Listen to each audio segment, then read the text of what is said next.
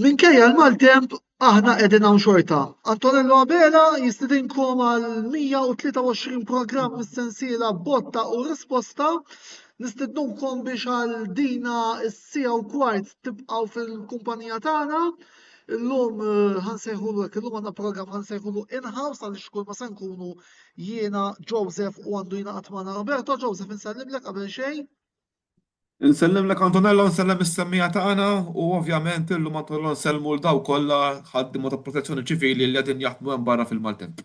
Eżattament, u nisperaw li ma jkollhomx intoppi iktar mill previst u ovvjament ħudu ħsieb intom ukoll illi forsi ser ikolkom Nittamaw li kulħadd jimxi mal-liġijiet li nataw mal-ordnijiet li nataw fit-talħinilu. Eżattament. Biss let's get back to business, ifakukom li qegħdin live bħas-soltu, tistgħu wkoll tkellmuna fuq is-sezzjoni tal-kummenti illi għandna miftuħin ukoll. Llum għandna temi kemm xejn differenti, biss biex naraw naqra x'inhuma dawn it-temi bħas-soltu nħallu fidej l-namser tagħna Jani Karapinet biex tgħidilna sa frattant ukoll jidħol fostna Roberto nsellimlek. Sellimlek Antonello, nsellem il-Joseph u daw kollha li seguna. Nsellimlek Roberto. Tajjeb ħafna mela konna qegħdin ngħidu illi ħanibdew nintroduċu t-temi għall-programm tal-lejla daqstant inħallu fidejn l-namser tagħna Jani Karapinet biex tgħidilna ftit il-lejla fuq is-se nitkellmu. Janika fidejk. Temi ewlenin għal-programm tal-lejla. Bidu ta' suċċess għal Michael Carrick Ford Trafford. Kompetizzjoni ħarxa għal postijiet Ewropej fl-Ingilterra. Il-ritorn fl-azzjoni għat-tazzi Ewropej. Grazzi għamek Janika tal dik l-introduzzjoni impeccabli illi tajtna lejla u koll nifarkukom bħalissa maddejjin żewġ lobijiet u loba fl-Italja u loba fl-Ingilterra. Mill-informazzjoni li għandna Lazio jinsabu fi żvantaġġ kontra Como. Il-Como qegħdin minn fuq u fil-loba l-oħra hemm il-Brighton u l-Bournemouth li qegħdin ukoll fl-azzjoni, però jidher li għalissa kellna r-riżultat imma madux magħna, ma issa b'xi mod nirkupraw eżattament Brighton xejn, Bournemouth xejn għaddew 4 minuti lob, Lazio xejn, Como wieħed, għaddew 18 minuta lob ftit iktar qabel kellna l-logħba bejn Cremonese u Verona li spiċċat bl-iskor ta' xejn b'xejn. Illum maħna se nitkellmu fuq Premier League Malti għal kert żarb imma xorta waħda nistidnuk biex issegwi il-programm tal-lejla. Il-lejla li ħanibdew fl-ewwel parti tal-programm billi nitkellmu fuq il-futbol Ingliż. Naraw naqax lob itkellna fit-tmiem il-ġimgħa li għadda.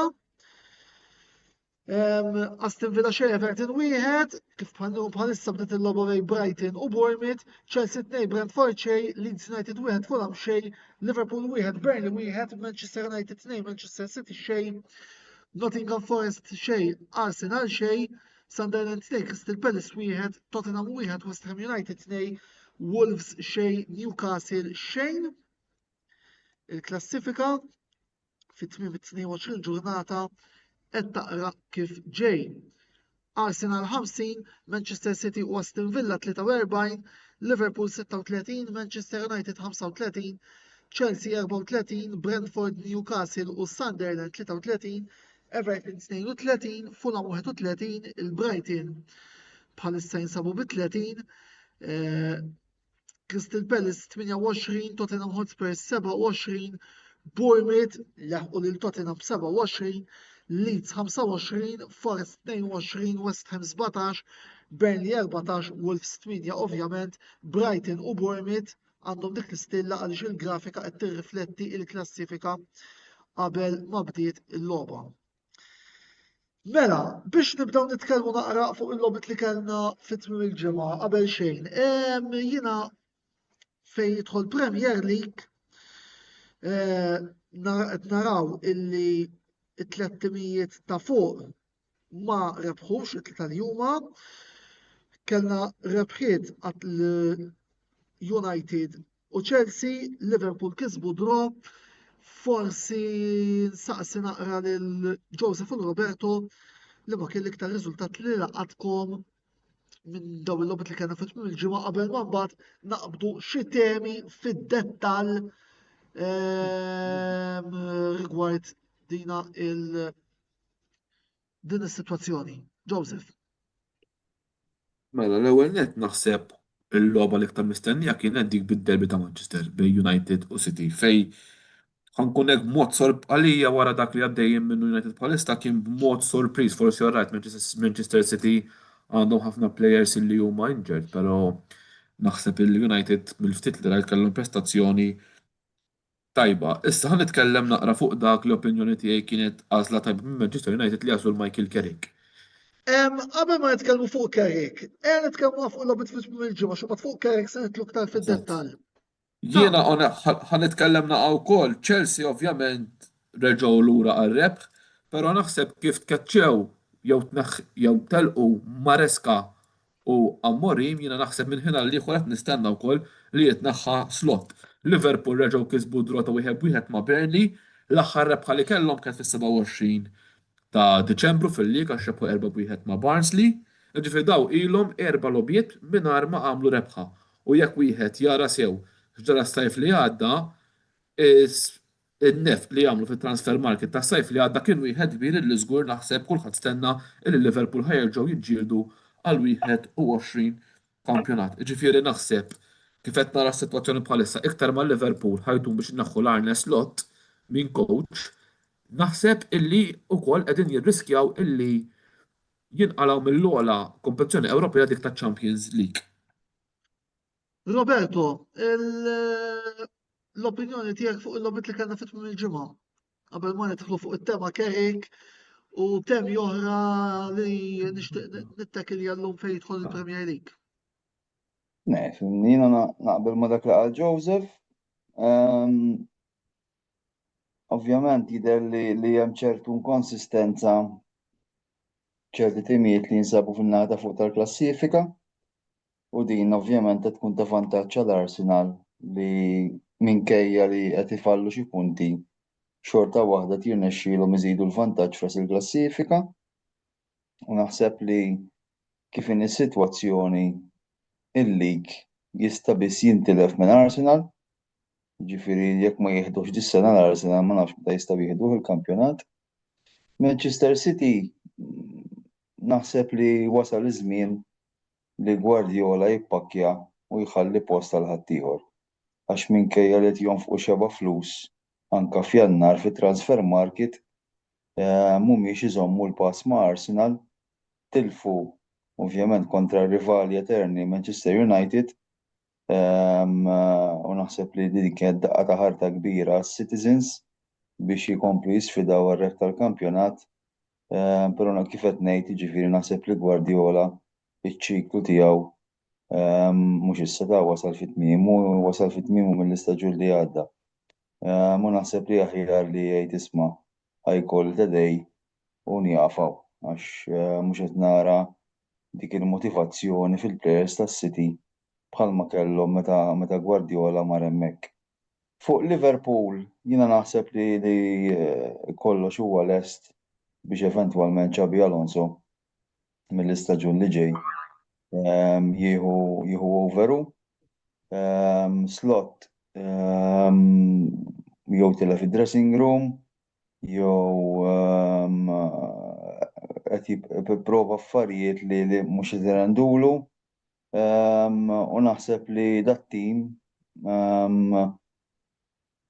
għandu problema ta' performance għax ir-riżultati li kisbu din is-sena komparat ma' dak li kisbu l-istaġun li għadda, ovvjament hemm oċean jaqsam huwa diżappuntanti għax ovvjament kif qal Joseph dawn il-Liverpool kienu l-iktar tim li nefaq flus fil-kampjonati ewlenin matul is-sajf, ir-riżultati mhux ġejjin, problema hemm żgur, allura naħseb li Slot ukoll he's counting his days fit-tmexxija ta' Liverpool u naħseb li eventwalment kif qed l-ewwel Xabi Alonso jieħu over fil-bidu tal-istaġun li jmiss.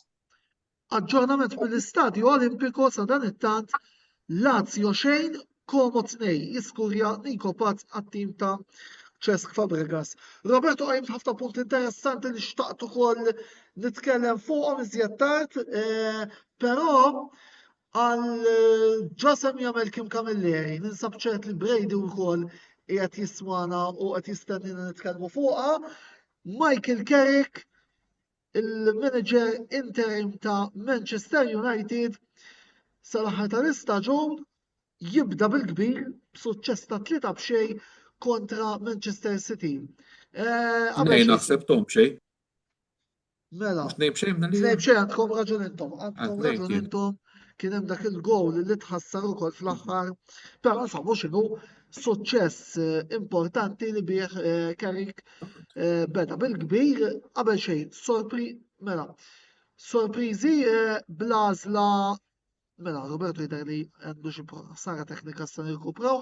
Joseph, sorpriż bl-għażla ta' Carrick? Għanejklek, Antonello, ejja mmorru naqalura. Ma nafx jekkux wara li tkeċċa Solskjaer jew wara li tkeċċa Ten Hag. Naħseb wara li tkeċċa Solskjaer kien ikkoċċhom dawk il-ġixlobiet minn Eżatt. għalija. Dan beda brebħa ma' Arsenal 3-2. Niftakara ċara ġifieri, sewwa. Issa, jiena nemmen illi f'tim tal-futbol ikun min ikun. Marrajt Roberto merba lura? Jiddispjaċini imma meta l-laptop jagħmel l-updates jibda jisu jiġġennan u Marrajt. Mhux Mela, waħdek qabel- il-problemi tal-laptop, anzi updates biss, mhux il-kalvarju li għaddejt minnu f'dal-aħħar ġimagħtejn. Imma dik storja oħra. Incredibbli. Mela, Antonello, qabel Qed nitkellmu fuq Carrick, Roberto, ħanisma' lil Joseph. Mela qabel ma nitbawwiġa fuq Carrick, Roberto ħabib tiegħi Roberto semma punt tajjeb ħafna. Illi Xabi Alonso naħseb kif Ej nibdew fuq Carrick għalissa, s-sabbat Alright, Joseph nitkellmu alright. fuq it-temi l-oħra. Le, mela ħanerġa' immur dak li kont qed ngħid. Mela jekk immorru lura xi klestinilu meta tkeċċa Solskjaer jew erba' għax issa tlift Michael Carrick kien daħal jikkowċja ġixlobiet minn is-sejjer żball u waħda minnhom rebħu kien bit-tnejn ma' Arsenal. Jiena naħseb illi dakinhar żbaljaw neħħu ġabu r-Ragnik. Sewwa? Għaliex naħseb illi f'dan mument fil-preżent Manchester United għamlu għażla tajba. Mela jiena dejjem emmint illi United kull sena jinvestu fi players, jinvestu ukoll jonfqu forsi ma nafux daqs il-Liverpool, però dejjem jagħmlu investiment fl-iskwadra. Jiġifieri jiena nemmen nistenna li Manchester United dejjem ikunu kompetittiva għal flus li ntefqu. Issa jekk hux naqbel mal-mod kif qed imexxu Glazers dik hija storja oħra. Però jiena nemmen il-materjal biex jiċċallenġjaw hemm.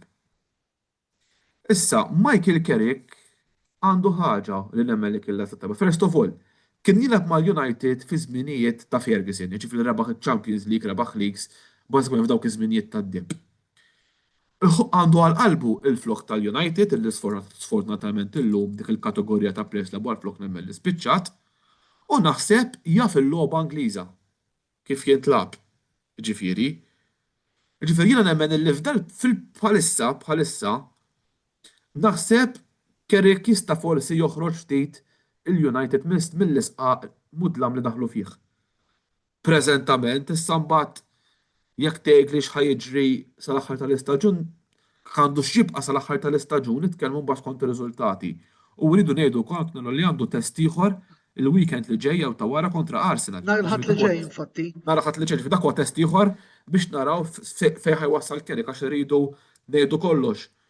Naqbel perfettament ma' Roberto, ma' sieħbi Roberto li l-era ta' Guardiola spiċċat, bħalma spiċċaw eri oħra ta' timijiet meta kellhom l-aqwa players, bħalma kien hemm Ancelotti, Capello u dawk. Però rridu ngħidu wkoll li Manchester United bl-inġeris li hemm ukoll jista' jkun li bħalissa din fuq siq waħda. Jiġifieri vera forsi li bħalissa fl-istat ta' Manchester United rebħu qishom il-fans tal-United diġà kważi jagħmluha fatta illi ħajjaħbu Champions League bħal mamlu fatta bil-kirka raxxeb u l-ħibs ġifieri il-problemi kollha ntesew. Le, għatfadal naħseb naraw x'jista' joħroġ minn Michael Carrick. Jiena naħseb li ċavetta ser tkun il-konsistenza bis fuq it-tellaqat tazzi Ewropej rrid nelabora naqra oħra ma qabel xejn. Roberto, kulħadd jaf il-kritika ħarxa li għamilt lejn Amorim fejn użajt ċertu kliem bħal pasta sunjorant qed nikkwota wkoll lilek stess, issa fuq Carrick x'ħad tgħidilna? Ngħidlek fuq Carrick. Nżommu ħaġa waħda quddiem għajnejna, hemm differenza li tmexxi tim għal ftit logħbiet milli tmexxi tim b'mod permanenti. Jiena biex nagħti eżempju. Right? Meta l-Juventus keċċew il-Ranieri kienu ħatru l-Ferrara bit-target li da iwassal it-tim għaċ-Champions League fl-aħħar żewġ logħbiet tal-kampjonat u da rebahom hands down. Il-Juventus ikkonfermawh. Però mbagħad kulħadd jaf ġara. Fl-istaġun li Ferrara kien uffiċjalment il-coach tal-Juventus. Alright, beda tajjeb u lej Novembru beda jiżgarra bla doġġ. Jien mhux ħanejt li Carrick mhux coach tajjeb għax ovvjament kull ma kellu da esperjenza waħda mal-Middlesbrough falla hemmhekk, però ovvjament huwa differenti milli tikkoachja klabb bħal United. Jiena naħseb li United għandhom jagħmlu biċċa xogħol. Għandhom jaraw Carrick kif ħajmur minn issa sa tmiem l-istaġun. Jekk ovvjament l-andament ikun wieħed pożittiv, ma nieħodix sorpriża jekk jikkonfermaw fil-karika. Fl-aħħar mill-aħħar huwa tifel tal-klabb, jaf il-kultura tal-klabb, rajt għex għall-klabb u naħseb mill-aspett morali ikun għażla ideali. Issa kemm hu tajjeb tattikament u bħala leadership, eċċetera, għandna minn issa minn nofs Jannar sal-aħħar ta' Mejju bħala test case. Ovvjament jekk imur tajjeb u jekk jirnexxielu jdaħħal it-tim fiċ-Champions League, naħseb li hemmhekk l-għażla tkun waħda awtomatika sakemm l-owners tal-klabb ma jagħmlux xi papprata oħra u jiddeċiedu li jmorru għal xi isem kbir minflok iżommu lil Carrick. Infatti, Brady Buġeja qed jgħidilna hawnhekk Carrick huwa mill-assistenti ta' Solskjaer flimkien ma' Kieran McKenna, coach li għamel ġubijiet ma' l-Ipswich u mbagħad fakkarna wkoll li wara li tkaċċa Solskjaer Carrick mexxa 3 logħbiet, żewġ rebħiet mal-Villarreal u l-Arsenal u draw away ma' Chelsea ta' Tuchel u dikinhar aħjar ħallew lilu interim għax imbagħad ġie Rangnick u back to square one bħala prestazzjonijiet. Jiena fil-fema tiegħi naħseb li l-objettiv ta' Manchester United għandu ikun Ewropa, vol dir li b'xi mod isifru, imma kif qed naraw il-klassifika hija qasira u bran ta' logħob iva l-fejle ma jistgħux jimmiraw għal post fiċ-Champions League ta' min ifakkar ukoll li l-Ingilterra ġeneralment dejjem iddaħħal il-5 tim minħabba l-fatt li t-timijiet Ingliżi bqgħu javvanzaw fl-Ewropa għal daqstant naħseb li l-5 post huwa doable għalkemm nerġa' ntenni iċ-ċavetta hija il-konsistenza. Il-konsistenza u l-konsistenza. Robert, rajna xi bidliet tattiċi diġà fil-Manchester United fejn nhar is-Sibt rajnihom jilagħbu bl-4-2-3-1. Taħseb li din l-iskema hija aktar adattata jew qed tara li jista' jkun hemm xi aġġornament tattiku ieħor? 100% u ġifieri jiena kont ngħid u nibqa' ngħid li dak l-ikbar żball ta' Amorim li baqa' jilgħab bit-3-4-2-1. Jiġifieri naħseb li minn hemmhekk diġà jurik li Carrick huwa għandu moħħ intelligenti għax meta inti tanalizza ftit l-iskwadra ta' Arsenal tal-United, il-back three, speċjalment fil-futbol Ingliż, hija naqa' perikoluża. U dik kienet naħseb id-downfall tal-coach Portugiż, naħseb li Carrick beda jibni pedamenti sodi b'dil formation, tajjeb niftakru li pereżempju għandu l-Delict li huwa indisponibbli, naħseb Delict għalkemm mindu telaq minn mal-Juventus naqqas sew mill-livell tiegħu però xorta jibqa' difensur ta' ċertu portata. U naħseb li hija l-aħjar formation għal players li hemm fl-iskwad tal-United. Semmejna żewġ coaches illi jinsabu fi kriżi.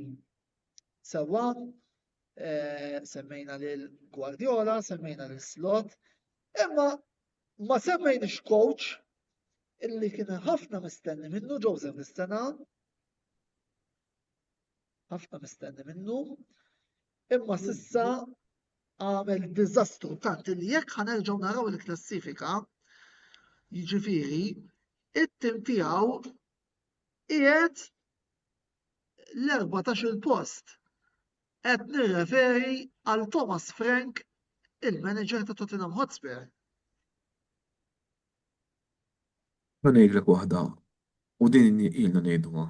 Bażikament Tottenham naħseb għandhom kriżi l-istess kriżi tal-Manchester United. U xahar. Dawn ilhom bażikament Mikel sena l-oħra rrekku Super Cup u spiċċaw xi 15-il post. Sewwa? Issa naraw ukoll spiċċaw ħażin u Eżatt. rebħu l-UEFA, it-tazza Ejwa, UEFA ma u neħħu il-post ma kienx biżżejjed tal-Pozzekoglu infatti. Pozzekoglu, ġifieri l-ewwel net naħseb għamlu dak iżball li lex meta kuħtak tazza u daħlek fiċ-Champions League. Għalija ma kellux jitneħħa, forsi Roberto jista' jwieġeb aħjar minn mill-aspett ta' coach.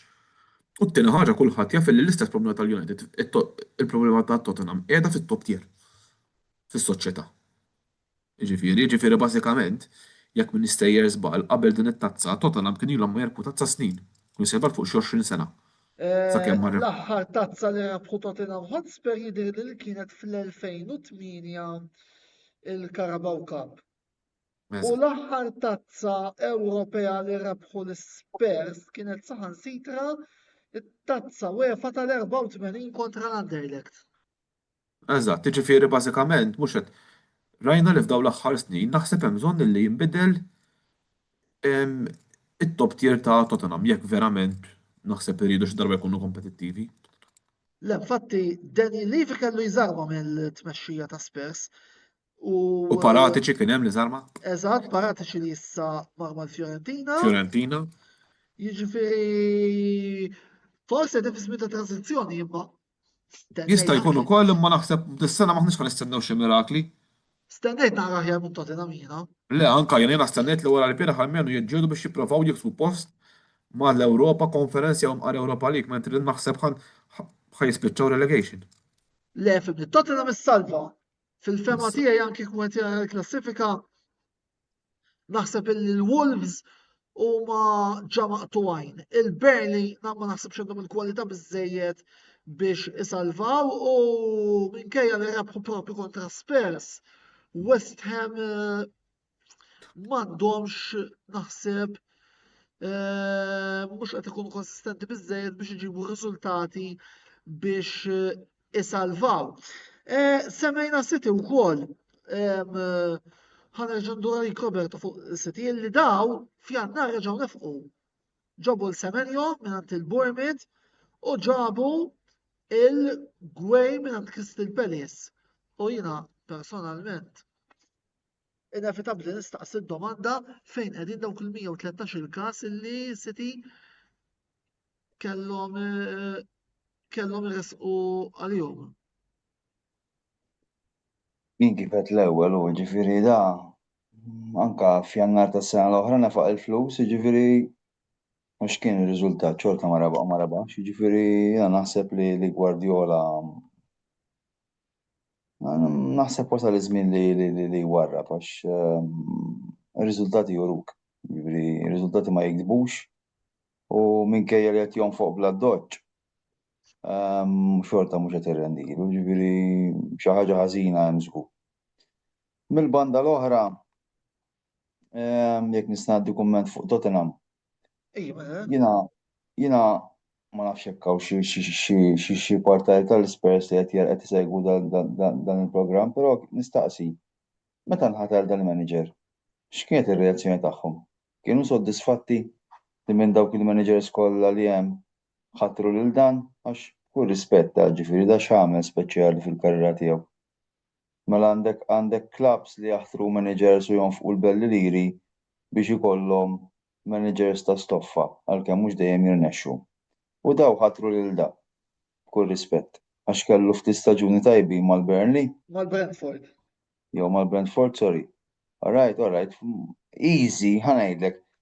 Meta tikkowċja klabb li l-ambizzjoni tiegħu hija li jsalva, alright, hija differenti milli tikkoċja klabb ta' ċertu statura li għandu ċertu pressures u ċertu ambizzjonijiet.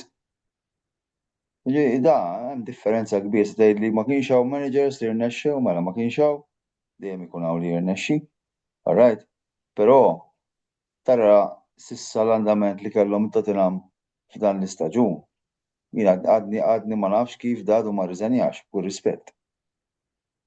Infatti U anke fuq il-partitari ta' Tottenham diġà qed juru dak li l-Ingliżi jgħidu discontent fuq is-sitwazzjoni. bil-forsu, jiena ifhimni anke fuq il-coach ieħor, sorry ma l-kunjom ma jdurlix, Posteloğlu. għax rebaħ l-Europa League. Kull rispett ma għamlu sew neħħewh għax l-istaġun kien diżastruż. Da, tiftakru meta Ten Hag rebaħ l-FA Cup u l-United żemmewh bħala thank you x'ġara. Neħħewh ftit tal-ġimgħat wara. U l-istess kien jiġri li kieku żammew l-istess manager l-Spurs. Alright, però mhux imbagħad immur għal xi ħadd bħal m'għandhom issa. Rridu coach li għandu ċertu stoffa u ċertu viżjoni u kapaċi jbiddel l-andament tat-tim għax Ma daw tinsi xaġa, Roberto, daw ġa kellhom il-Mourinho u il-Conte u tnej fallew. Iva, dik diġà turija li hemm problema fl-eruq tal-klabb mhux biss mill-aspett ta' riżultati. Però xorta waħda tikollok ċertu stoffa u biex tmexxi ċertu klabs. Jiġifieri jiena onestament, jiena anke Tottenham ma tantx insemmuhom, però Tottenham throughout the years nefqu xeba flus. U jixxu players da ma tgħidx huwa klabb li forsi joqgħod lura milli jonfoq. Il-checkbook miftuħ u jixxu players bla doġġ. Imma x'inhu r-riżultat? Qatt ma jagħmlu l-qabża fil-kwalità. Dik hija. Kienu jagħmluha ftit taħt Pochettino, saħansitra anke waslu final taċ-Champions League, forsi anke bi ftit naqa' tal-fortuna biex ngħidu kollox, però mindu neħħew il-Pochettino tilfu kompletament l-istabilità li kellhom taħt il-coach Arġentin. Infatti għal Muscat qed jgħidilna Pochettino hija l-ħolma tar-ritorn. Ma naqbilx li jerġa' jiġi lura. Fimni waħda da wasal final tajjeb ħafna, però mbagħad fis-sena ta' wara x'għamel ma ħobbix il-konsistenza. Ġifieri jiena ħankun onest. Ma naħsibx li huwa soluzzjoni Pochettino f'dal każ. Le, once li. Ħanejlek Antonello fuq Tottenham bażikament l-unika ħaġa li naħseb jiena aħna x'jedna qed jagħmlu qisu kambjament fit-top tier fil-eruq sewwa. Jiġifieri qabel ma naħseb ma jissettjaw hemmhekk ħajkun diffiċli għal partitari tal-Spurs biex jitalba jaraw il-klabb tagħhom minn fuq. Melkim, qed jgħidilna Melkim Kamilleri, qed jgħidilna Tottenham Hotspurs biex ma ħadu b'xejn b'Harry Kane ma jirbħu qatt. Naħseb Melkim insejt ġara s-sena l-oħra fil-finali tal-Europa League. Eżatt. Meta Tottenham Hotspur mingħajr Harry Kane rebħu l-Europa League sa frattant ukoll għandna aġġornament ieħor mis-serje jidher illi Como tilfu penalti jidher li Dejan running great bit-tim tal-Lazio basta fuq is-serje ħanitkellmu l-ġimgħa d-dieħla. Ovvjament ukoll jekk tippermettu li ftit qed nagħdu wkoll għad diskussjoni interessanti għaddejja fuq il-futbol lokali. Tajjeb li qed tkun għad diskussjoni għaddejja, ovvjament aħna l-policy tal-programm hija li ma nitkellmu fuq kampjonati differenti biex anke wkoll ikollna naqra varjetà. Ovvjament napprezzaw min qed jieħu ukoll sem fid-diskussjonijiet li hemm għaddejjin bħalissa. Issa, jien ħan nistaqsi domanda oħra hawnhekk. Mela, l-Arsenal ma rebħux, l-Aston Villa tilfu, is-City tilfu, il-Liverpool ġew draw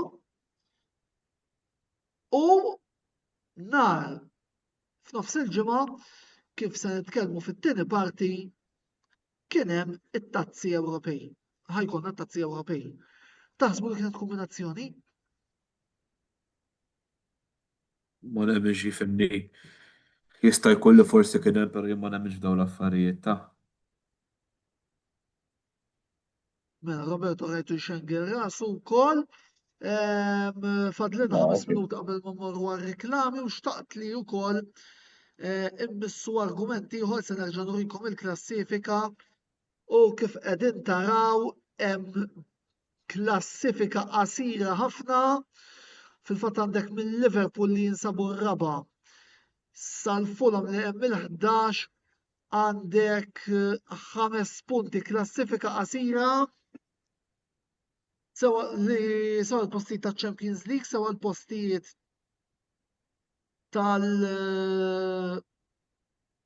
tal-Europa League, ovvjament ma rridux ninsew li l-Ingliżi jibatu l-rebbieħ tal-FA Cup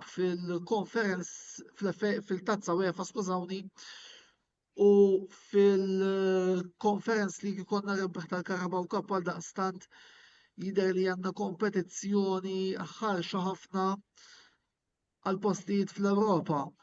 U biex nerġa' mmur lura għalli konna nitkellmu l-ewwel, jiena ma nafx imma naħseb United jekk iżommu konsistenti kapaċi jissorprendu kulħadd u jieħdu post fiċ-Champions League, issa kux bil-raba jew bil-ħames u qed ngħid bil-ħames għal fatt li ġeneralment il-klabs Ingliżi li jieħdu dak il-post iżdejjed minħabba li jibqgħu tgħinin fl-Ewropa, ma nafx, Roberto. Fimni, il-fatti qed juru li kifet hemm nuqqas kbir ta' konsistenza. Ġifieri naħseb il-konsistenza ħadħollu torbot fl-eżitu finali għal min jikseb post fil-UEFA Champions League. United sa ċertu punt jistgħu jistrieħu wkoll mill-fatt li m'għandhomx dik il-pressjoni bħal m'għandhom it-timijiet l-oħra. Ġifieri ovvjament Carrick ħajkollu motivazzjoni biex juri x'jaf għax hemm job fin-nofs. Naħseb il-plejers ukoll għax ovvjament bda jitkeċċa coach. Il-plejers ikunu jridu juru li l-problema ma kinux huma ma kien il-coach. Allura ovvjament jippruvaw issa jagħtu l-100% tagħhom to prove him wrong. Ovvjament kollox jista' jsir, jiġifieri għadhom hemmhekk jekk iġibu riżultati għandhom ċans jiksbu post, però mhux ħatkun faċli laqqas għax il-lig Ingliż kulħadd jaf kemm huwa bilanċjat, kulħadd jaf li kull tim jagħtik logħba u ovvjament kif qed ngħid il-konsistenza ħadd ilgħab logħba importanti jekk il-United jirnexxilhom jispiċċaw mal-ewwel 5 jew le. Sa dan it-tant il-Bournemouth fetħu l-iskor ġewwa l-AMS Stadium penalty ta' Marcus Tavernier, Brighton xejn Bournemouth wieħed u dan ir-riżultat il-Bournemouth ikomplu tinajn fil-klassifika infatti jilħu l-Brighton 29. Joseph, l-aħħar kummenti jekk fejn tidħol il-klassifika qasira li għandna bħalissa fil-postijiet Ewropej jekk jogħġbok. L-Ingilterra, ħanejlek fuq United, naħseb vera forsi jista' jkollu ċertu euforija rebħu l-City, però naħseb għadu wisq kmieni kif qiegħda l-istatistika min ħajkunu t-timiet li jikkwalifikaw. Nemmen bħalek, jekk fl-Ingilterra jitlu 5 nemmen United ikunu, però nixtieq nagħmel Bil-kondizzjoni li jkunu konsistenti, eh? Eżatt, dejjem kif qal Roberto, però nixtieq nagħmel domanda fuq it-tim ta' Liverpool. Mela, Roberto kważi naqbel miegħu. Illi l-avventura ta' slot bil-mod qed tiġi fit-tmiem ma semmek bilna. Però, Roberto, inti semmejt l-Alonso. Dan għadu kemm tkeċċa minn Real Madrid. Allura, jiena opinjoni tiegħi naħseb nistenna r-ritorn ta' Klopp. Naħseb jien. Alonso dan mar Real Madrid diġà tkaċċa wara kemm? 6 xhur? Ġifieri ma naħsibx li ħajkun il-mediċina ta' fejqan ta' Liverpool, ħalli niddiskrivija hekk. Klopp imma però diġà tax jifhem illi mhux ħajirritorna fil-kariga ta' coach. Naħseb jiena fuq Klopp l-unika forsi bankina li tista' forsi tħajru jekk il-Ġermanja jnaħħu Nagelsmann, imma l-bqija mhux qed nara l-Klopp jirritorna bħala coach. Ħanajlek ġus. Klopp, apparti li huwa manager tajjeb, huwa bniedem intelligentissimu. U mhux ħajmur fi klabb għalkemm għex hemmhekk li jinsab dis-sitwazzjoni. Ġifieri l-ritorn ta' Klopp tista' mhux tneħħih minn moħħok għax żgur mhux ħajsir. U bħalma qal Antonello, naħseb l-unika option li għandu hija li jmexxi n-nazzjonal ta' pajjiżu bija mhux ħajmexxi kieku jrid ibqa' ċert li Real Madrid tiġi approachjawh u ħafna klabbs oħra, però mhux interessat. Jiena semmejt li Xabi Alonso Tagħmel sens ħafna din. għax ovvjament huwa ex-player ta' Liverpool, jaf l-ambjent, għadu fil-fażi inizjali tal-karriera tiegħu, ħanejlek għax skeċċa minn ma' Real Madrid. Ħafna coaches skeċċew minn ma' Real Madrid u marru ma' klabbs oħra u spiċċaw rebħu, ġifieri ma jfissirx li huwa coach ħażin. Jiena naħseb li he was overrated għal dak l-istaġun li kellu mal-Bayern Leverkusen. All right? Ma naħsibx li huwa lest biex imexxi klabb bħal Real Madrid, ħankun onest. U anka mill-spekulazzjonijiet li ħarġu jidher li huwa tilef id-dressing room ħabba kummenti li għadda lejn il-plejers tiegħu waqt logħba partikolari. U hemmhekk ovvjament plejers bħal Vinicius li għandhom ċertu saħħa fid-dressing room spiċċaw dawru l-sħabu kontrih. Però da ma jfissirx li huwa coach ħażin. Jien naħseb li huwa coach tajjeb. Ovvjament, coach tajjeb xi ġifieri. Ma jridx jagħmel l-iżball bħal ma għamel Amorim. Jekk inti għandek sistema tattika li tirnexxi f'kampjonat partikolari, ma jfissirx li għandek il-magic wand u din ħatirnexxi kullimkien. Tkun kapaċi tadatta ruħek skont il-kampjonat li ħatilab fih, skont l-opponents li ħatilab kontrihom u l-iktar importanti skont il-players li għandek fl-iskwadra tiegħek. All right? L-ikbar żball li għamel coach hija li jġiegħed il-players jaddattaw għas-sistema tiegħu. U dik hija l-ikbar żball li għamel Amorim. Coach tajjeb jadatta s-sistema skont il-players li għandu. Ħalli jieħu l-aħjar minnhom. Jien pereżempju nammira l-Conte għal dik ir-raġuni. Għax kien kapaċi pereżempju meta ġie mal-Juventus għalkemm hu kellu fissazzjoni fuq il-4-4 meta ra li għandu il-BBC fuq wara iddeċida li jilgħab bil-back three u kull ħadd jaf ġara. Dak huwa li għamel coach tajjeb li jkun versatili kemm jista' jkun. Tajjeb wis, mela grazzi Roberto, grazzi Joseph għal l-ewwel parti, semma waqfa ta' reklami kemm nieħdu tat-silma ħalli mbagħad nkun nistgħu nkomplu. Fit-tieni parti tal-programm sar nkunu qegħdin nitkellmu fuq it-tazzi Ewropej li se jitlu f'nofs il-ġimgħa. Għaldaqstant ibqa' magħna, komplu interaġixxu magħna, però għalissa nistidnukom tisimgħu il-messaġġi tal-sponsors tagħna li wkoll inħeġġulkom tużaw is-servizzi tagħhom għaliex mingħajrhom aħna ma nkunux hawn.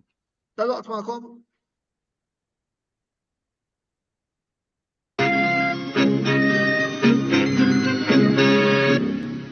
L-aqwa esperjenza lokali fuq eabet.com. Ingħaqad magħna u irbaħ. Tista' tilgħab fuq għażla vasta ta' Casino Games jew fuq l-isport favorit tiegħek. eabet.com. Dejjem ilgħab b'mod responsabbli.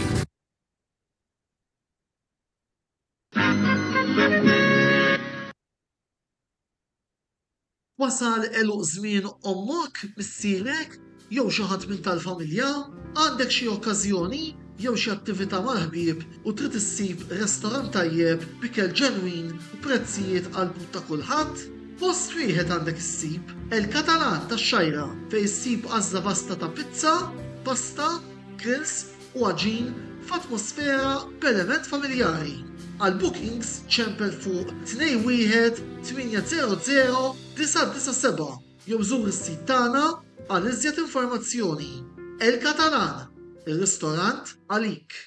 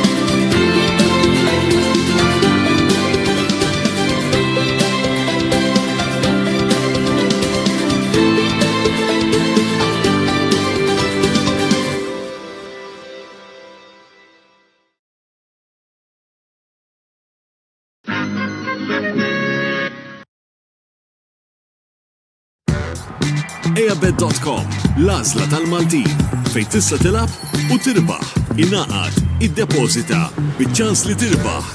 Eabed.com, dejjem ilab b'mod responsabbli.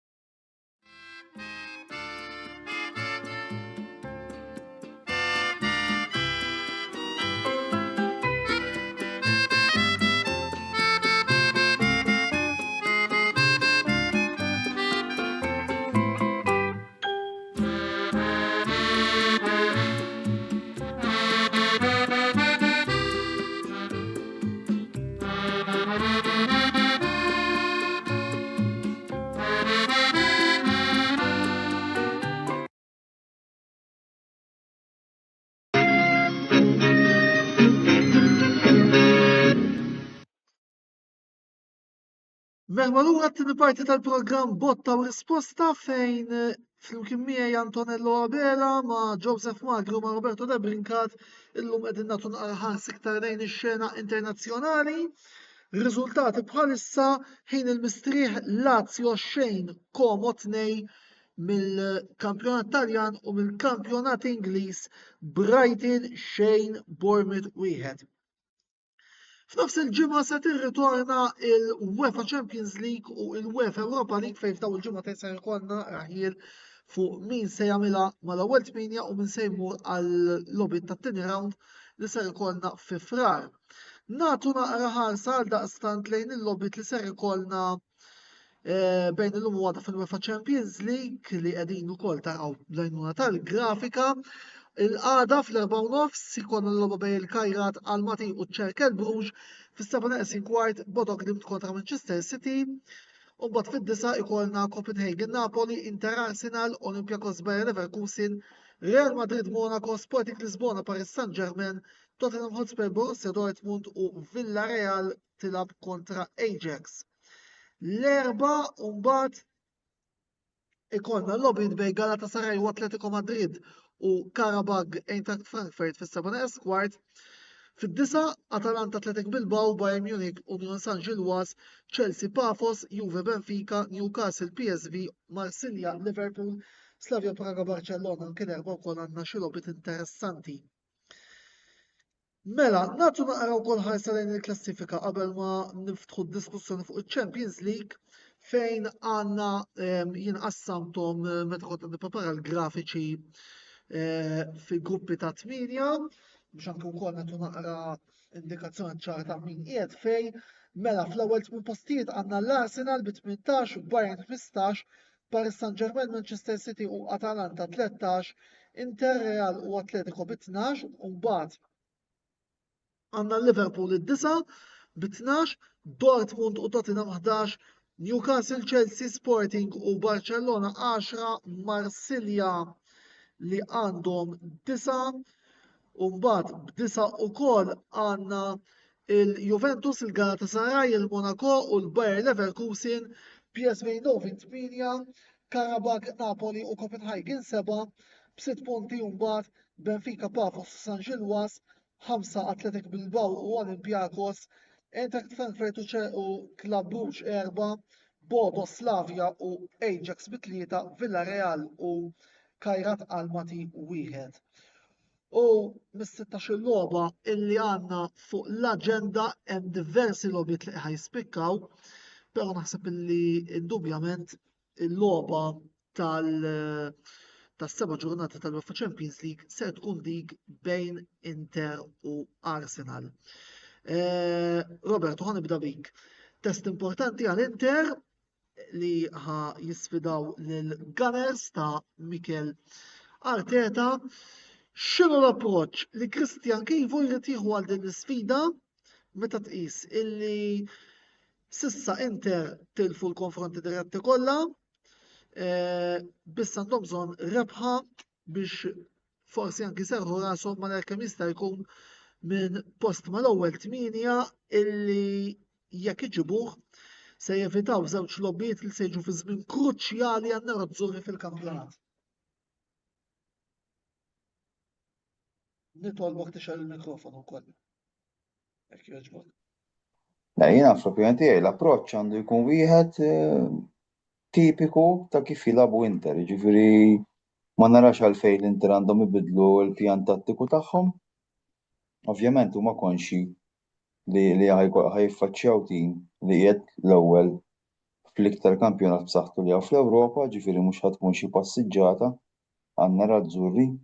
Però jien naħseb li l-Inter għandhom potenzjal ekwivalenti għal Arsenal. Ma naħsibx li għandhom għalfejn jużaw sistema aktar difensiva. Ovvjament hemm il-fattur tal-linji li Arsenal jużawhom ħafna.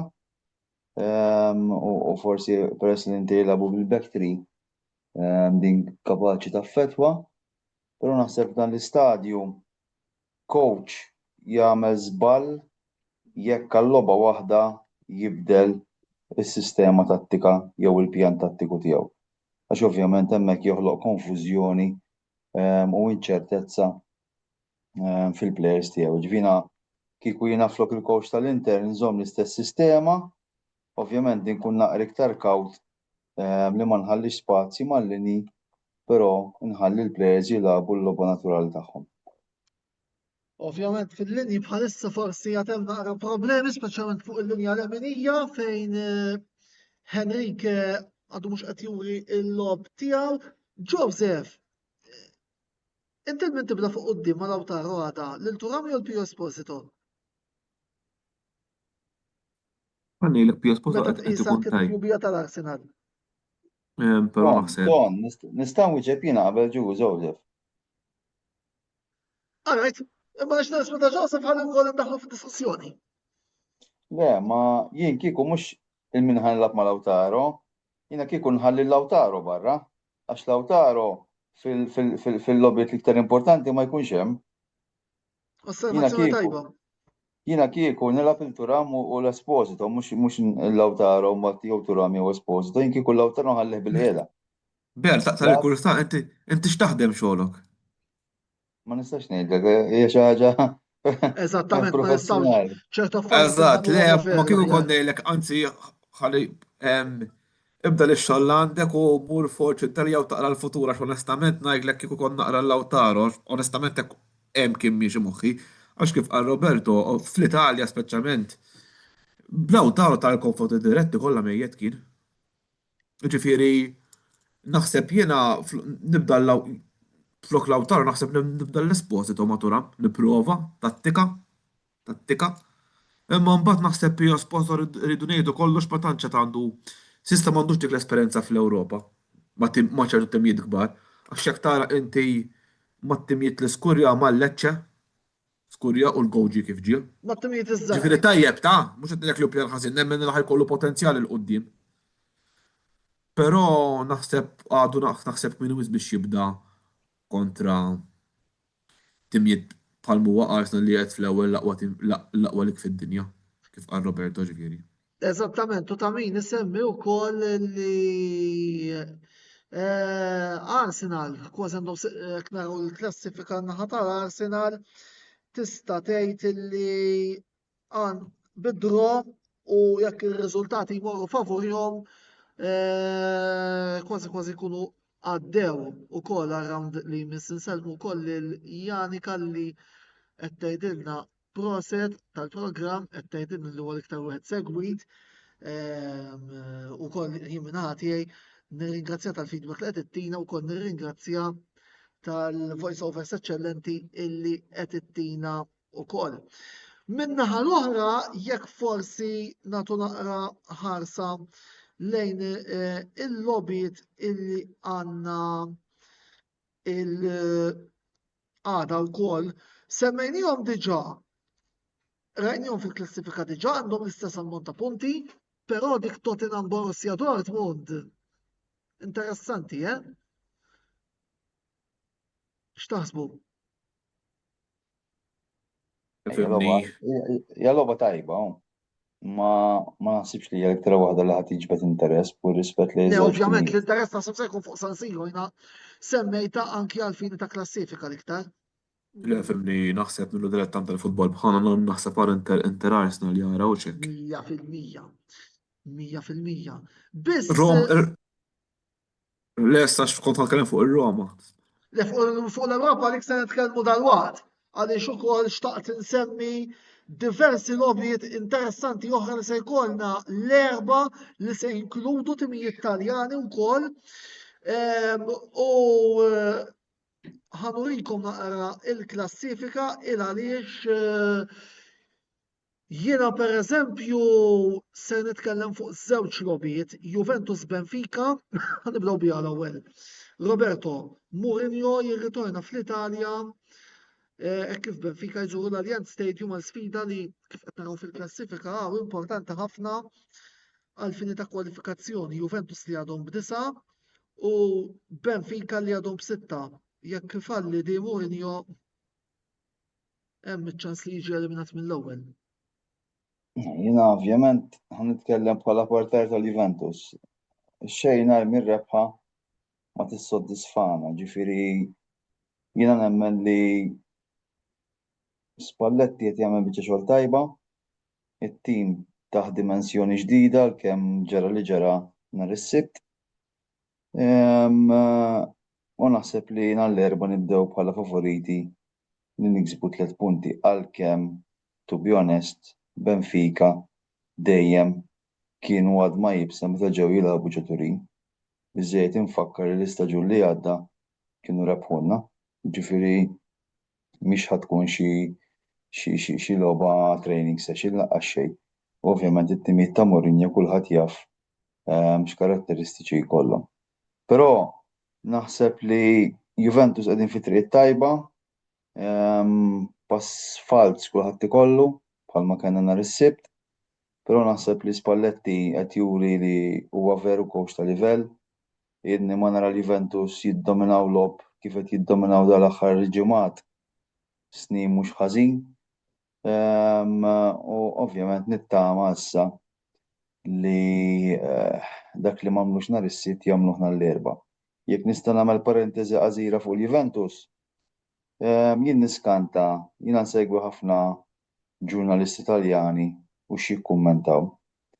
Meta l-Juventus rebħu lis-Sassuolo u l-Cremonese u f'żewġ logħbiet skurjaw 8 goals, il-Jonathan David daqqa waħda da euforija sħiħa kemm hu tajjeb, kemm hu striker tajjeb, reġa' xosta bla bla bla. Għax nhar is-Sibt m'għamel xejn jew ngħidu hekk it-tim ma kienx tajjeb quddiem il-lasta, f'daqqa waħda kulħadd jgħid il-Juventus għandhom bżonn striker. Anke ma xtaqx iddevja fuq is-suġġett imma kun ħanqejn iglossjaw ftit għax tfadal fuq x'nitkellmu wkoll. Issemma Mateta wkoll ta' Crystal Palace. Jissemma kważi waslu fi ftehim, jiġifieri jidher li Juventus qed jippressaw biex ikun available għal dal-weekend. Però jiena naħseb li l-problema mhux ħanoħodlok ħafna jien Antonello, mhijiex għax m'hemmx striker, David huwa striker prolifiku. Alright, il-problema hija li l-Juventus meta jiffaċċjaw tim li jingħalaq fuq wara jbatu. U din hija l-problema mhux għax m'hemmx striker. Issa kull issa tiltaqgħu magħha l-erba' Mourinho nafu għall-logħba tiegħu kollha wara u viva l-kampillat. Ma naħsibx ta'. ma naħsibx li ħajkunu magħluqin fuq wara bħalma kienu l-Cagliari pereżempju. All right, Mourinho huwa coach difensiv, però għandu ċertu limiti, mhux ħajkun dak it-tip li ntefalek hemm wara u daqshekk, jiġifieri għalkemm ovvjament bil-counter attack rebaħ Champions League mal-Inter, ma naħsibx li ħajkun dik il-daqshekk difensiv fil-logħba tagħna l-erba', però Isma' it-timijiet iż-żgħar Taljani kollha tilgħbu difensivi tal-bieraħ il-Milan verrebħu però biex sabu l-gowl batew naqa' mhux ħażina. Issa l-ħira li fit-tieni Falcone għamel il-mirakli. qed jerġa' jitfaċċa il-Catenaccio.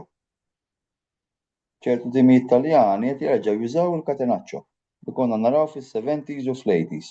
Fil-fatt qed jilagħbu bil-5-4-1 biex żgur kemm jista' jkun ma jħallu spazji u timijiet kbar, nsejħulhom hekk, isibu diffikultà biex id-diffikultà tkun second tiskurja l-ewwel goal. Bizna fuq diħa li ma nżommok il-bieraħ Bert waqt li tilgħbu Milan Lecce fil-Juventus ftakartak li fil-dak il-madof ta' Falcone ma setgħu jiskurjawlu b'xejn. U onestament ħassar li gowler bħal dak qed ma timħal Lecce għax gowler għalija gowler vera tajjeb. Jien ma naħsibx li fadallu ħafna żmien mal-Lecce, ovvjament il-performances li qed ikollu meta ħallu speċi impatt. Però huwa gowler li eventwalment tispiċċa tilab kontrih litteralment. Ekku, il-biraħ beda ġib saves li onestament naħseb kważi qas Buffon, nisabu laqwa wieħed mill-aqwa gowlers fid-dinja Buffon. Naħseb diffiċli biex kien iġibhom onestament, issa biex jilqa' sejf fuq Pulisic ġab sejf bħal dak għalija gowler straordinarju. Huwa gowler tajjeb.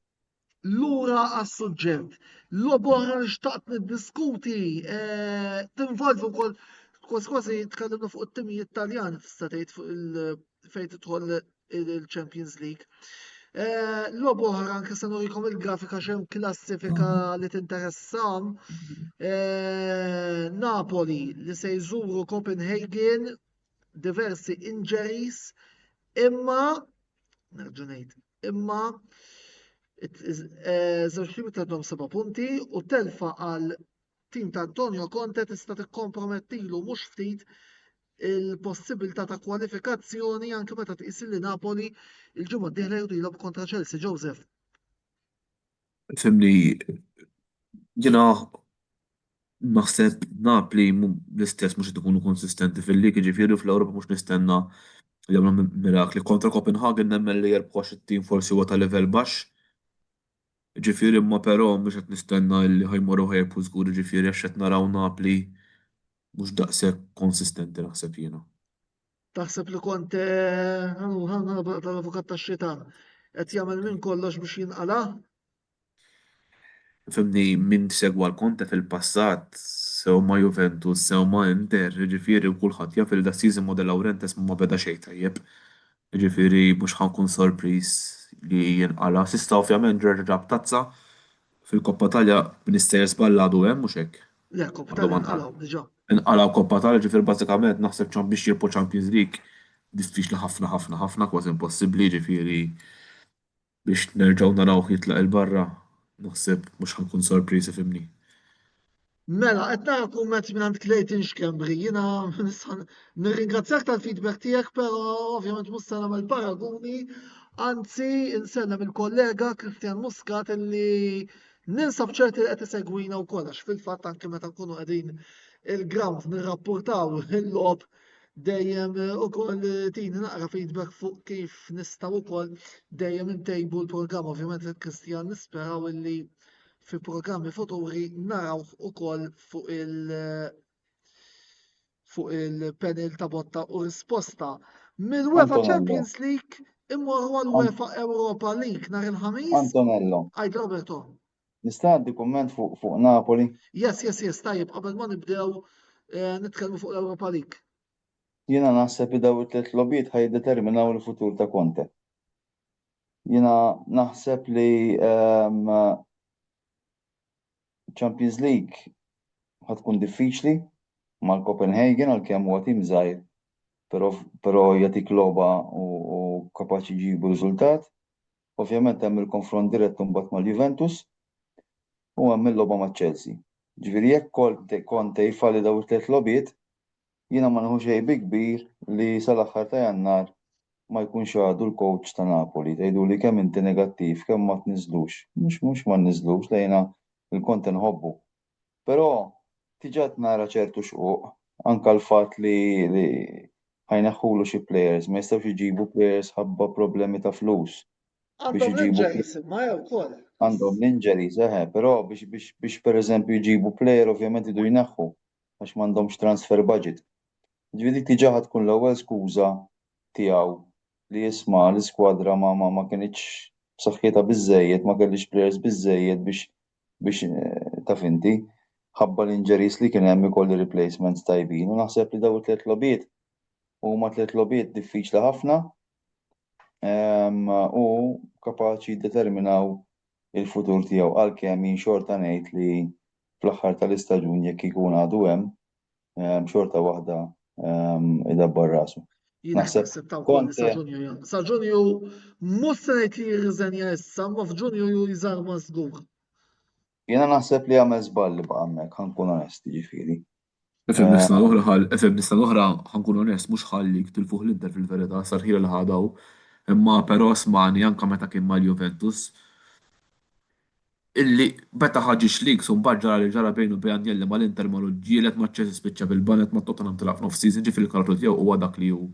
Jiena naħseb waħda mill-problemi ta' Conte hija illi jiġi fl-ewwel sena dik il-lig u mbagħad jippretendi jiżjed. Naħseb huwa bniedem illi kif jgħidu l-Malti jara sam nieħlu. Naħseb jiena. Eżatt. Mela, għaliex fadlinna 10 minutu nixtieq li niddiskutu naqraw ukoll il-UEFA Europa League. Mela, il-ħamis li ġej naraw naqra li għandna plejno tal-grafika wkoll fis-7 squad ser ikollna dawn il-lobiet. Bologna Celtic, Brann ta' Norveġġa kontra d-Daniżi Midtjylland, Fenerbahce Aston Villa, Feyenoord Sturm Graz, Freiburg tal-Ġermanja kontra l-Maccabi Tel Aviv, Malmo kontra l-Istilla Ħamra Belgrad, PAOK tal-Greċja kontra Real Betis, Viktoria Pilsen kontra Porto u Young Boys kontra l-Olympic Lyon. Fid-9 mbagħad ikollna dawn il-lobijiet. Braga Nottingham Forest, Celta Vigo kontra Lille, id-Dinamo Zagabria mal-Isteaua Bukarest, Ferencváros Panathinaikos, Nizza kontra l-Go Ahead Eagles tal-Olanda, Rangers kontra Ludogorets tal-Bulgarija, Red Bull Salzburg Basilea, Ruma Stoccarda, Utrecht tal-Olanda kontra Genk. Il-klassifika tal-UEFA Europa League qed taqra kif ġejn. B'15 punt Olympic Lyon, Midtjylland u Aston Villa, Real Betis, Freiburg u Ferencváros 14, Braga u Porto 13, Stoccarda u Ruma 12, Nottingham Forest, Fenerbahce u Bologna 11, Pilsen, Panathinaikos u Genk b'10, u mbagħad għandna wkoll l-Istilla Ħamra Belgrad b'10, PAOK, Celta Vigo, Lille u Young Boys 9, Brann 8, Ludogorets u Celtic 7, barra mill-round successiv tal-UEFA Europa League bħalissa Dinamo Zagabria b'7, Basel, Steaua Bukarest u Go Ahead Eagles 6, Sturm Graz 4, Feyenoord u Red Bull Salzburg 3, Utrecht Rangers, Malmo u Maccabi Tel Aviv 1 u Nizza xejn. Mela, jiena l-logħba l-ewwel biex taqt niddiskuti hija l-logħba perikoluża li Aston Villa ser ikollhom ġewwa Istanbul. Hekk kif it-tim ta' Unai Emery irid jisfida l-Fenerbahce. Nafu kemm il-partitarji torok huma voċiferi u nafu wkoll li bħalma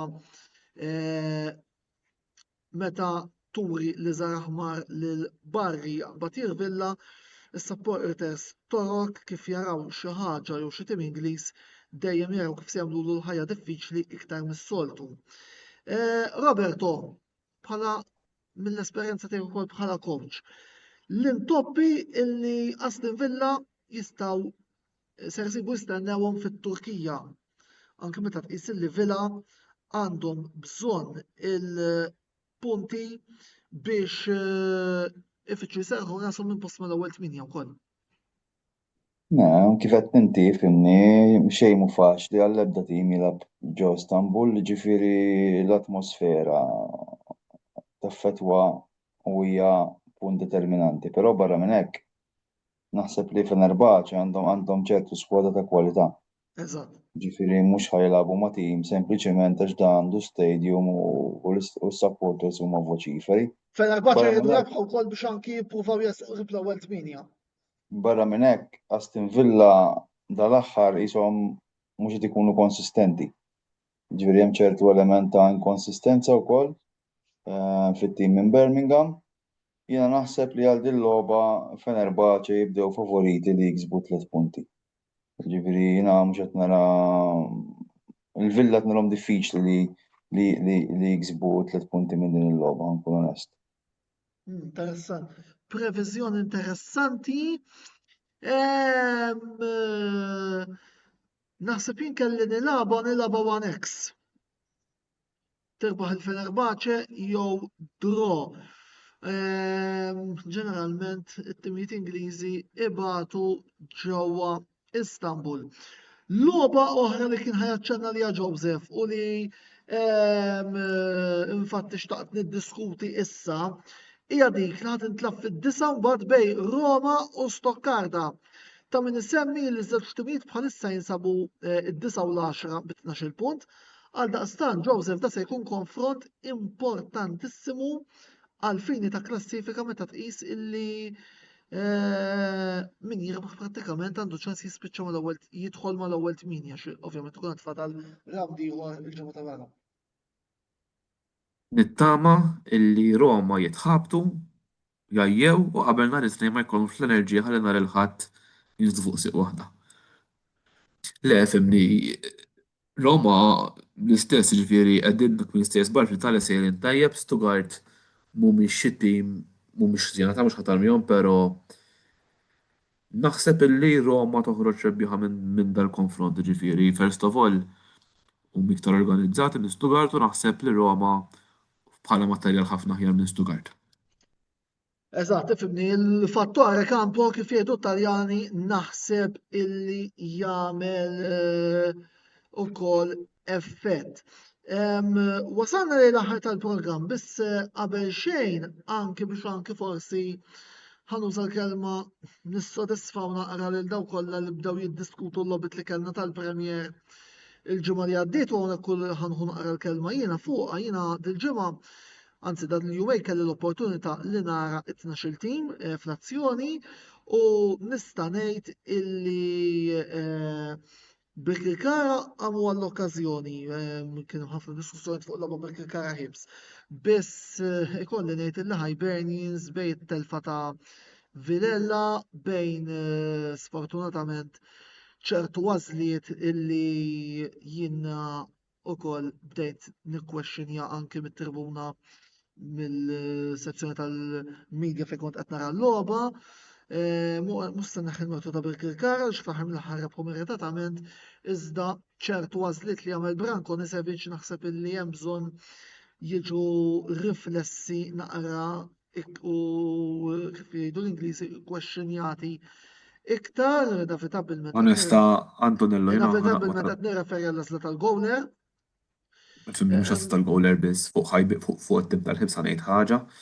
Din hija t-tieni naħseb fl-ewwel round ma spiċċawx top 6, s-oħra ma spiċċawx top 6.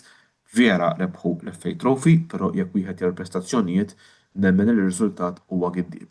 Ġew umiljati minn Birkirkara illi kulħadd jaf li tal-istaġun Birkirkara għaddejjin minn ċertu naħseb taqlib jew kriżi, jiena onestament jew wasal biex iwarrab xi ħadd li qed joħsib jorganizza trasferimenti u l-plejers li jintażlu li jaslu ħibs jew inkella. Ta' ħibs ma ħadd naqra ċansa issa Joseph. Eżatt, le ma ismani, jekk taf li għandek inti għandek kemm semmejt il-dak il-plejer li ma jdur li għadu kemm telaq x'ismu. Telaq Vilella. Ħabta u sabta Volderi jiena. Ġifieri jekk inti għandek target li issa fit-tina u tiġi mat-top 6 ma tmux neħħi plejer strumentali bħal dak. Tiġi offerta minn barra ma tistax tgħidilha le. Dik hija. Ma skont ma tittar l-esiġenza tal-iskwadra wkoll. Il-problema. Però hija jiena onestament naħseb illi kif semma il-ħabib tagħna Roberto li waslu ċertu tmiem ta' era ta' korsi fl-Ingilterra nemmen illi tmiem ta' Brankan Nisevic qiegħed fil-qrib ukoll. Possibbli wkoll. Mela biex inkomplu tim ieħor li għalkemm tilef nemmen li jista' jgħid tiegħu anke fit-tellieqa ta' naħa t'isfel ta' klassifika u Naxxar Lions. Oġbuni ċertu barranin illi ġabu u dan jew kura tajb għal-futur issa Naxxar nhar il-ġimgħa għandhom konfront interessanti ħafna ma' Żabbar St. Patrick. Marsa Xlok minn naħa anzi Gżira United minn naħa tagħhom sabu l-Maxwell ma jaf l-aqwa forma hekk kif il-Maroons taw 3 bla tweġiba l-Marsa Xlok u l-bqija it-tlet favoriti Valletta Ħamrun u Ħamrun u Florjan appuntu rebħu minn ebda diffikultà il-lobbiet tagħhom. Biss fuq il-lobbiet prinċipali ta' matul il-ġimgħa ta' tmiem il-ġimgħa li ġejja anzi nirreferikom għal programm id-bassir illi ser joħroġ nhar il-ħamis fit-8 jien u Roberto ser nkunu qegħdin nintukom naqra antiċipazzjonijiet fuq il-konfront li ser ikollna mix-xena lokali min-naħa tiegħi mix-xena internazzjonali min-naħa ta' Roberto. Issa xaġa għax ta' ngħidulkom ukoll Joseph ġietu l-idea li nibdew programm ġdid minn frar il-programm kollezzjonisti. Forsi tista' tgħidilna naqra xi ħaġa fuq Joseph? Iva mela, basikament, l-ewwel qed nirringrazzja li kull bord tal-li oġbitkom din l-idea. Basikament minn frar kif diġà għamilna fuq ħabib tagħna għandu kollezzjoni ta' Valentino Rossi, qegħdin nfittxu biex niltaqgħu ma' persuni li għandhom kollezzjonijiet sportivi, kollezzjonijiet ta' futbol, ta' temijiet tal-futbol kemm Malta u anka internazzjonali, forsi kif ta' muturi, Formula 1, ta' basket, ta' temijiet tal-NBA, biex niltaqgħu magħkom niġbdu filmata tal-kollezzjoni, tispjegaw il-passjoni li għandkom lejn l-idoli tagħkom sportivi u mbagħad dan jitla' fuq il-YouTube channel tagħna ta' Kamra Sportiva. Kif ukoll fuq il-paġna tagħna din se Fuq il-paġna tagħna wkoll. li se tibda minn frar. Ma nafx jekk Roberto għandu xi kollezzjoni tal-Juventus. Missieri kellu xi darba ma naħħiha. Alright. Kif tkun taf xi ħaġa wkoll Roberto kkuntattjana. Eżattament, kull min għandu xi kollezzjoni interessat li jieħu sem tal-programm jikkuntattja lil Joseph aħna qed ukoll qed nippreparaw naqra ta' database biex imbagħad nikkuntattjawkom as we go along. Ta' min isemmu wkoll illi id-Dipartiment tal-Formula 1 tal-issa qiegħed kwiet imma serħu raskom li minn Marzu se nerġgħu nibdew il-programm Formula Predictor se jkompli miegħi u ma' Wayne u wkoll issa iżjed tard ukoll naraw naqra bħala Departiment kif se nkomplu norganizzaw il-kontenut għall-istaġun tal-Formula 1 din il-ġimgħa qed jibdew jinkixfu wkoll il-karozzi, rajna l-ħass illum din il-ġimgħa suppost għandhom joħorġu 300 oħra, l-Audi għada, jidhirli li wkoll tard din il-ġimgħa se toħroġ l-Alpine u l-Ferrari, Voldieri, għadda komplu segwu l-Kamra Sportiva għal dawk li huma kontenut tal-Formula 1. Grazzi lil Joseph u Roberto tal-kontribut tagħkom għal-lejla. Roberto, kumment finali qabel ma nagħlqu. Kumment finali m'għandux jaqsam mal-isports, nappella l kulħadd biex ikun kawt dal-temp li ħakam il-pajjiżna u tirriskjawx għax ovvjament huwa temp xejn perikolus u kif jgħidu l-Ingliżi better safe than sorry. Eżattament, ħeġġu kulħadd ukoll kif għamilna fil-bidu tal-programm biex issegwu l-istruzzjonijiet li qed jagħtu l-awtoritajiet fir-rigward ta' dan iċ-ċiklun li sfortunatament ħakem lil pajjiżna. Mela, grazzi Joseph, grazzi Roberto, grazzi wkoll l-sponsors tagħna, il-Katalana Jabet, Paper Avenue, The Barber Room u Uża Spuso, inħeġġukom biex tużaw is-servizzi ta' dawn il-prodotti għaliex indirettament tkunu qed intgħinu lil Kamra Sportiva tkompli tella kontenut ta' livell. Dan il-programm u ftit ieħor ikun fuq il-YouTube channel tagħna għal daqstant tinsewx tidħlu hemm ħalli ma titilfu xejn minn dak kollu illi aħna bħala Kamra Sportiva noħorġu minn żmien għal ieħor. Il-programm li jmiss ser ikun nhar il-ħamis li ġej għat-8 il-programm id-bassir diġà prevedejna wkoll ser jiġri botta u risposta ħajja ritorna l-ġimgħa d-dieħla. Jekk ma jinqala xejn ser nkunu qegħdin nagħmlu preview tal-logħba bejn Balzan u Birżebbuġa St. Peters mill-BOV Challenge League ser jkollna il-ħatta wara fejn ser jkollna żewġ esponenti minn daw iż-żewġ clubs illi magħhom ħan niddiskutu wkoll din il-logħba mistennija fejn tħol dan il-kampjonat bejn żewġ kontendenti ewlenin għall-promozzjoni kif ukoll fid-dawl tal-fatt li l-ġimgħa d-dieħla għandna Roma Milan u Juventus Napoli ser nkomplu niddiskutu s-Serje A. Ovvjament nipprovaw nżommu l-programm varjat kemm jista' jkun u ċertament li l-ġimgħa d-dieħla se jkun programm interessanti ħafna biex naraw l-eżitu tas-Serje A kif ser tkompli. Sakemm nerġgħu niltaqgħu magħkom il-ħamis u t-tnejn li ġej, jiena Antonello Bela ma tfadali xejn ngħidilkom ħlif grazzi tal-li segwejtuna, il-lejl tajjeb u ħudu ħsieb.